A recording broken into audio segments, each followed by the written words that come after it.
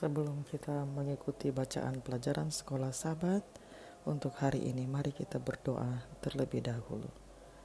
Bapa kami dalam kerajaan surga, terima kasih untuk kesempatan yang Engkau berikan untuk kami dapat mendengarkan sebagian dari firman-Mu.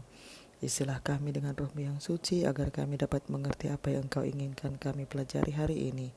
Dalam nama Yesus kami sudah berdoa. Amin. Pelajaran Sekolah Sabat Selasa 23 Desember 2025. Pelajaran yang ke-13 di triwulan yang keempat. Judul pelajaran Sekolah Sabat kita untuk hari ini adalah Bebas untuk Melayani. Sebagai seorang pemimpin yang benar dan setia, Yosua menghormati kehendak bebas bangsanya dan berharap agar Israel melayani Tuhan atas dasar pilihan bebas dan bukan paksaan. Itulah poin yang dibuat oleh penggunaan kata kerja memilih yang disengaja. Dalam ayat-ayat lain, bakar, memilih, menggambarkan pemilihan Yahweh atas Israel. Israel bebas untuk mengatakan tidak kepada Yahweh setelah Dia memilih mereka, tetapi itu tidak masuk akal dengan aneh. Israel dapat mengatakan ya kepada Tuhan dan terus hidup, atau mereka dapat berpaling darinya dan lenyap. Apa tanggapan Israel terhadap seruan Yosua? Yosua 24 ayat 16-18. Menurut Anda, mengapa Yosua bereaksi seperti itu terhadap jawaban mereka? Yosua 24 ayat 19-21. Kita ikuti ayat-ayat bacaannya.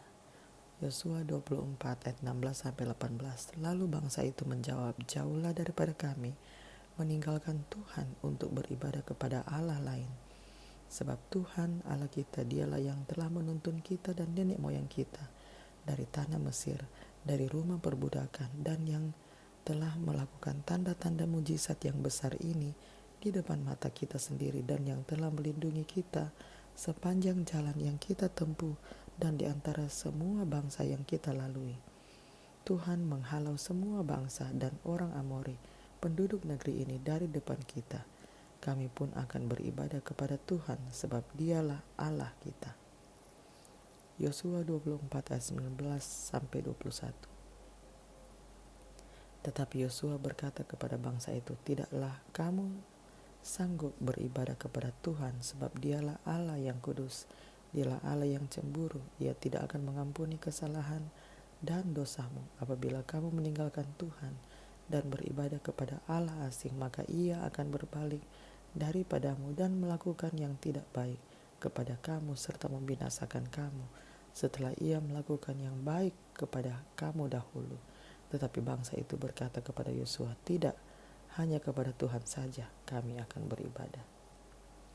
Dalam jawaban mereka yang sangat positif, bangsa Israel mengakui bahwa Allah para leluhur dan nenek moyang mereka sekarang juga adalah Allah kita, yang bersedia mereka layani dengan kesetiaan yang penuh. Setelah penegasan kesetiaan mereka yang tidak perlu dipertanyakan lagi, kita akan mengharapkan kata-kata penegasan dan dorongan dari Yosua. Akan tetapi tidak demikian halnya. Dialog antara Yosua dan orang-orang itu berubah secara radikal, di mana Yosua tampaknya memainkan peran sebagai pembela si jahat. Dia beralih dari berbicara tentang pemeliharaan Tuhan yang penuh kasih karunia di masa lalu menjadi mengancam bangsa Israel dengan gambaran Tuhan yang tidak mudah untuk dilayani. Yosua mengetahui ketidakstabilan generasi pertama yang berjanji untuk menaati Tuhan dengan cara yang sama, namun lupa akan janji-janji mereka ketika kata-kata itu masih di bibir mereka. Keluaran 32. Dengan demikian Yosua melalui retorika ingin menyadarkan bangsa Israel akan beberapa hal. Pertama, keputusan untuk melayani Tuhan adalah keputusan yang serius. Keputusan itu harus membentuk seluruh bangsa sesuai dengan wahyu Allah. Berkat-berkat dari mengejar tujuan tersebut sudah jelas, tetapi konsekuensi dari ketidaktaatan juga harus dipahami sepenuhnya. Pengampunan dosa bukanlah hak yang tidak dapat dicabut dari umat manusia, melainkan sebuah mujizat kasih karunia Allah. Kedua, keputusan bangsa Israel untuk melayani Tuhan haruslah keputusan mereka sendiri, bukan keputusan yang dipaksakan oleh seorang pemimpin, bahkan oleh Yosua sekalipun. Ketiga, Israel harus menyadari bahwa manusia tidak dapat melayani Allah dengan kekuatannya sendiri.